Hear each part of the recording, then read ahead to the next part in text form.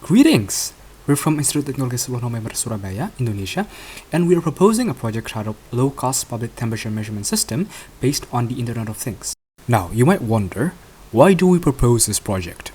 Well, nowadays, COVID cases aren't going up anymore, fortunately, but they are still around. Governments continue to enforce health protocols, such as temperature measurements and masks. For example, in Surabaya, security officers would put a thermogun against our forehead to measure the temperature before entering public places like malls. If our temperature is normal, then we are allowed to go in. But if our temperature goes above the normal threshold, or we show any signs of fever, we are denied entry. This is one of the most common protocols in public places. But it's not exactly the most effective, particularly when the number of visitors rises, like on weekends or holidays. A one-to-one approach using manual human labor is relatively slow. Human error can also come into play. Officers can potentially get overwhelmed by the crowd. Aside from efficiency issues, health risks also exist. Using a forehead thermometer requires the officers to get up close with the visitors they're using it on. If those visitors are COVID positive, then the officers are in peril. There is a way to measure temperature from a distance, which is by using an infrared thermal scanner on a tripod. However, these devices are rather costly. They can cost up to 29 million rupiahs, equating to 8,800 ringgits and 1,800 USD. Plus, we need to keep in mind that health protocols aren't only being enforced in public spaces. They're also enforced in public transport like buses, ferries, and trains. The thing is, moving vehicles tend to wobble. If we put a tripod on them, it would most likely fall over. We can always nail it on the vehicle floor, but would we really want to? It would just get in the way of the passengers and it would be a pain to remove it. For those reasons, we propose a low-cost temperature measurement system that we can incorporate into surveillance devices like CCTVs. This system uses edge computing, which means that computation and processing are done locally inside the device without any cloud service. The first and primary system is temperature measurement. It utilizes a thermal camera connected to Raspberry Pi 3 as a body temperature sensor. This system works through 5 phases. First, the thermal camera captures footage. The camera used is the FLIR Lantern. It has built-in digital thermal image processing function and can be easily integrated into electronic devices like Raspberry Pi. Second, begin face detection on the captured footage using Haar cascade classifier. This approach uses positive and negative image to train the classifier. Positive image contain the object you want to detect, while negative image are image of everything else without the object we want to detect. In this case, positive image contain faces and negative ones don't. Third, detect people with high temperature. After detecting people through their faces, we measure the temperature using the color gradient on the thermal image.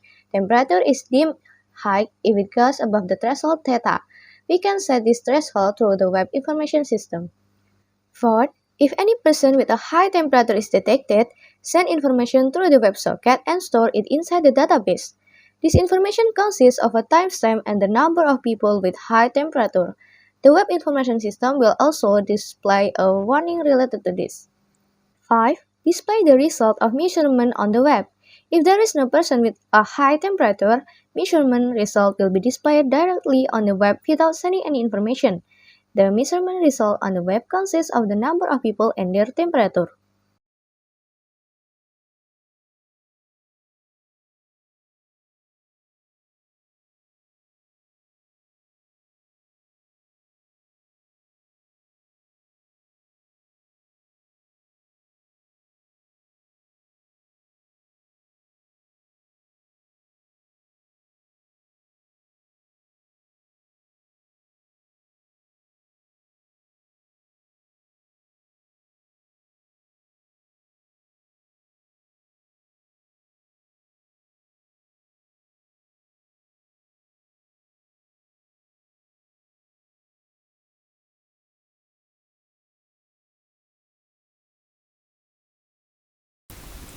This system can measure several people at once on camera, but it is worth mentioning that the accuracy of measurement is also affected by room temperature.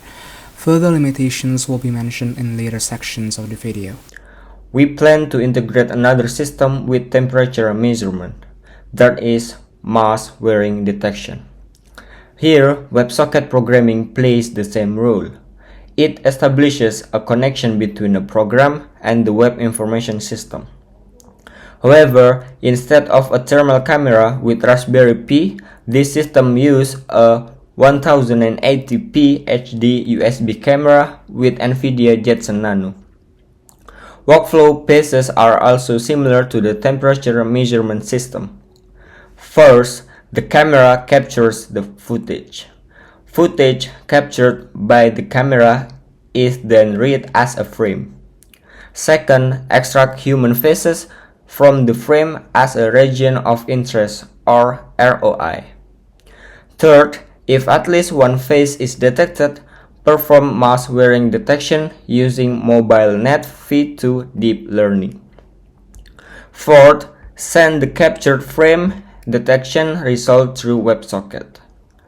Fifth, the result will be displayed in the web information system as a square around the face with the mask wearing statuses. There are three statuses. Correct refers to proper mask wearing, meaning the nose is covered. The color green represents this status. Incorrect refers to improper mask wearing, meaning the nose is exposed. The color blue represents this status. No face mask refers to those without mask or those who have lowered their mask to their chin. The color red represents this status. Other than being displayed on web, the detection result is stored in MySQL database by calling Laravel API.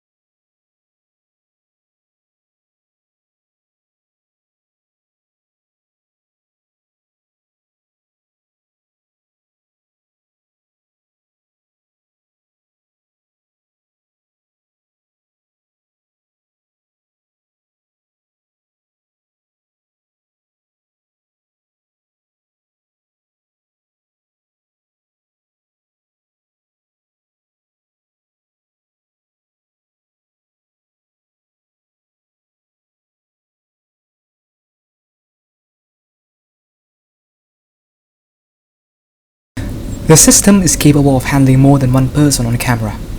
Room brightness and face direction can affect detection accuracy. In the future, we can surmount this by adding variations to the training data. The web information system shows the number of people belonging to each class. This is the same information being stored in the database. Limitations. These two systems have several limitations. First, the thermal camera has a range of 2 to 3 meters. This range should be enough if we place the device in entrances, decks, and hallways. The mask wearing detection should also work, provided that the camera quality is high. Secondly, as you might have noticed from the demonstration video, the footage captured by the camera has a low FPS. It still needs optimization. Current state. Both systems are in the early prototyping stage and development is still ongoing. We have their physical devices and source codes, but their integration is yet to come. The red one is for the temperature measurement system and uses Raspberry Pi 3, while the Jetson Nano is for the mask-wearing detection system. As of now, they use a different OS. We will need to install the same OS on both systems if we are to integrate them. We are considering 3 options: Jetson Nano, Raspberry Pi 4, and Intel NUC. Performance comparison between the 3 will determine which one is most befitting for our system. Aside from the OS, sensor replacement is necessary as the previous one had broken. So, due to the repair and maintenance underway, we might not be able to demonstrate the systems directly at this point. The demonstration video that we've included was taken 2 months ago. Development has only been restarted recently. We are hoping to integrate more detection systems into the device, namely fire and gas leak detection. Our supervisor, Pak Agus Budi Raharjo, has also mentioned an on-site need in Pertamina for a safety gear detection system.